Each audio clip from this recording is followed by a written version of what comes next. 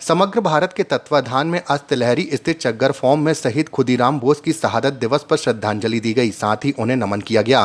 भाजपा के पूर्व जिला चिकित्सक के संयोजक खुदीराम बोस जी के घर पर नातिन श्रीमती मानुषू शंकर ने बताया कि शहीद खुदीराम बोस ने भारतीय स्वतंत्रता संग्राम में अपनी पहली शहादत से पूरे देश में क्रांति की लहर पैदा कर दी थी। उन्हीं से प्रेरणा लेकर नेताजी सुभाष चंद्र बोस भी सक्रिय हुए। वहीं लहर बाद में ज्वाला बनी और देश के बरतानिया हुकूमत का खात्मा हुआ। महज 18 वर्ष की अवस्था में उनके द्वारा दिए गए इस बलिदान को देश के नौजवान कभी भूल नहीं सकते हैं। शहीद खुदीराम बोस देश के जंगे आजादी के महानायक थे, जिन्होंने भारतीय स्वाधीनता संग्राम की क्रांतिकारी धारा में त्याग व बलिदान से जज्बा पैदा कर आजादी की लड़ाई में अपनी जान न्यौछावर करने वाले प्रथम सेनानी बने।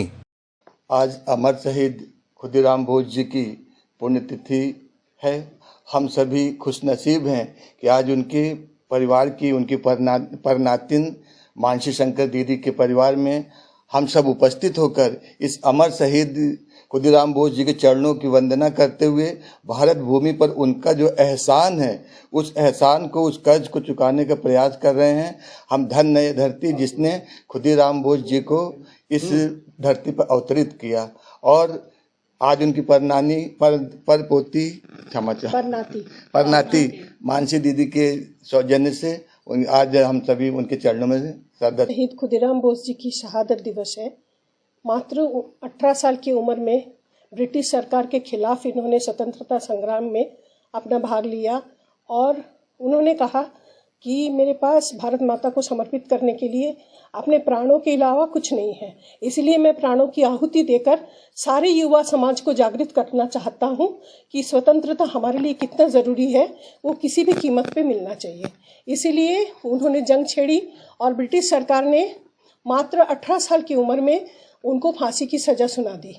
उन्होंने हंसते हंसते फांसी की रस्सी को अपने गले में पहना और उससे जल्लाद से पूछा कि इस रस्सी में मोम क्यों लगाया जाता है। मतलब फांसी की रस्सी गले में डालने के बाद भी उनको ये मौत का डर नहीं लगा और उन्होंने वंदे मातरम का नारा लगाते हुए शहीद हो गए।